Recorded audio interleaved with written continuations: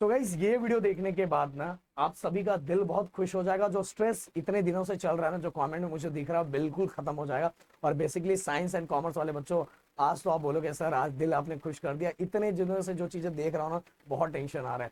क्योंकि गाइस आज उड़ी उड़ी बातें नहीं करेंगे, डायरेक्ट हम मुद्दे की बात करेंगे। और गाइस इसके अंदर डाटा के साथ हम बात करेंगे कि क्या चीजें हैं और क्यों प्रदीप सर ऐसा बोल रहे हैं।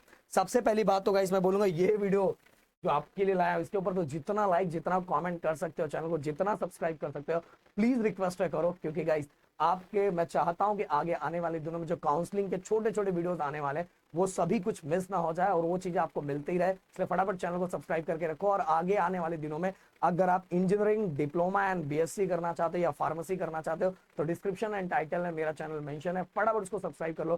क्योंकि इस पूरे कंटेंट उसमें डाले हुए हैं और चाहिए तो आप अभी से पढ़ना स्टार्ट कर सकते हो। पर भाई बहुत लोगों का सीटी एग्जाम भी नहीं खत्म हुआ है, बट एक बार विजिट जरूर कर सकते हो।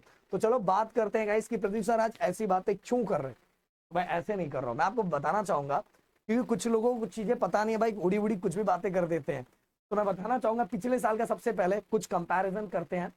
2020 पिछले के पिछले साल 2022 में अगर मैं आपको बताना चाहूंगा कि जो रिजल्ट आया था, जो पासिंग रिजल्ट ओवरऑल था 94.22% था।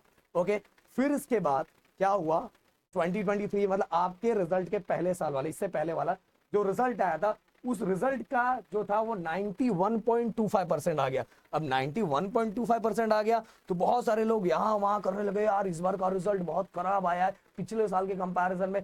क्योंकि गाइस क्या होता है, जो रिजल्ट आने का जो बच्चों को एक्चुअल रिजल्ट खुद का पता चलता है और रिजल्ट का ओवरऑल परसेंट का 11 बजे ओवरऑल परसेंट पता चल जाता था और 1 बजे के आसपास बच्चे रिजल्ट देख पाते थे। तो ये जो बीच का टाइम रहता था ना, बच्चे बहुत स्ट्रेस में आ जाते थे, बहुत टेंशन में आ जाते थे। और फाइनली मैंने वो वीडियो बनाया कि भाई बिल्कुल टेंशन लेने वाली बात नहीं है, इस बार का रिजल्ट सबसे अच्छा आया।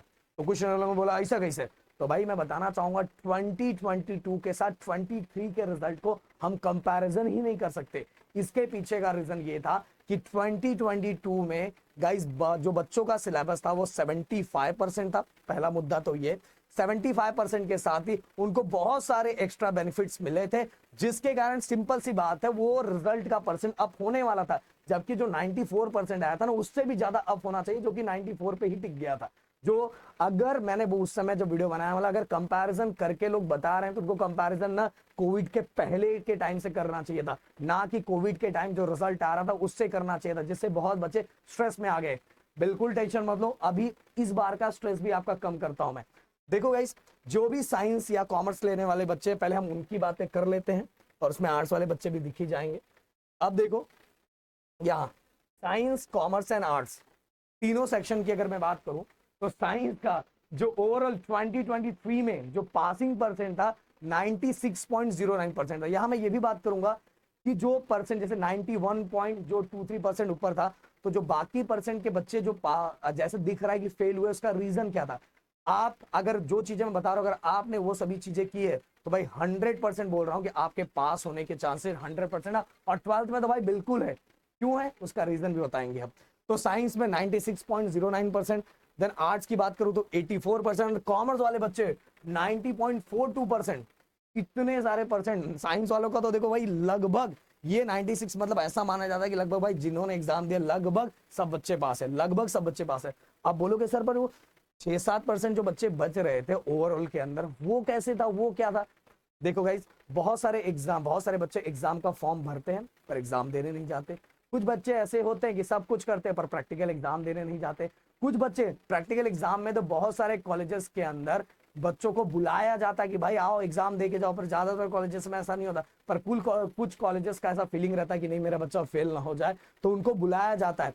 और बहुत सारे ऐसा जगह होता है कि जो बच्चे एग्जाम दे देते हैं पर जो फाइनल एग्जाम आता है वही देने नहीं जाते। तो ये जो परसेंट का रेशियो है ना, ये बहुत कम है फेल होने का, इतना भी ज्यादा नहीं है। तो अगर आपने पूरा प्रैक्टिकल एग्जाम अच्छे से दिया है, रेगुलर आप बहुत अच्छे से कॉलेज गए हो, अगर थोड़ा बहुत ऊपर नीचे कम भी गए तो उसका टेंशन लेने वाली बात नहीं है।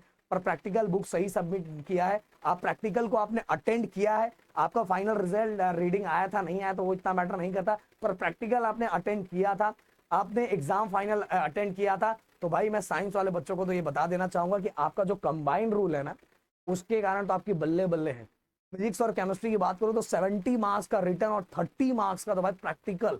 और इसी कारण पहले पहले के सिलेबस में जितने भी जो हमारे टाइम के जो जितने भी हमने जब एग्जाम दिया था उस टाइम गाइस बिल्कुल सीन अलग रहता था। उस समय का आप पासिंग परसेंट देखोगे तो आपकी हालत खराब हो जाएगी, क्योंकि उस समय रिटर्न का क्राइटेरिया अलग था और ओरल जो प्रैक्टिकल का क्राइटेरिया अलग था, दोनों में पास होना पड़ता था। बट फाइनली देखा जाता था कि पासिंग बहुत ज्यादा गिर जा रहा था, इसीलिए कंबाइंड रूल इस तरह से बनाया गया कि प्रैक्टिकल में अगर आपको जस्ट एग्जांपल 30 आउट ऑफ 30 मिल जाता तो रिटर्न में बस 5 चाहिए। इसीलिए साइंस का पासिंग परसेंट इतना बढ़ गया। और इस बार भी देखना कि 91 92 के ऊपर ही रहेगा पासिंग परसेंट, उससे ज्यादा गिरने वाला नहीं है। हाँ अगर आपने, हाँ यहाँ एक चीज बस लॉस होता है, जो जो टॉपर्स का जो रेशियो रहता है ना, वो परसेंट का रेशियो वो थोड़ा ऊपर नीचे होता है, वो होता है। बट पासिंग का रेट तो इतना आसान कर दिया गया है कि भाई बच्चा बहुत आराम से पास हो सकता है। हाँ बस स्कोर करना वो थोड़ा डिफिकल्ट मोड में होता है, पर वो भी इतना नहीं होता जितना पहले के टाइम था। अब उतना कुछ भी नहीं है। कोरोना के बाद तो गाइस मैं बोल रहा हूँ, कोरोना के बाद तो चीजें बहुत ज्यादा आसान कर दी है। तो जो दिमाग में स्ट्रेस ले रहे हो ना, मैंने पूरे चीजें डाटा के साथ बताई और यही चीजें मैंने यहाँ भी निकाल के रखी, यहाँ भी मैंने ऑलरेडी बताया। और मैंने बोला कि भाई चलो लोग ऐसी बातें नहीं करेंगे, डायरेक्ट न्यूज़पेपर से ही चीजें मैं आपको बता देता हूँ। ये देखो, तो बिल्कुल टेंशन वाली बात नहीं है, स्ट्रेस मत लो। अगर आपका एग्जाम सीईटी का बचा है तो उसको आराम से दो।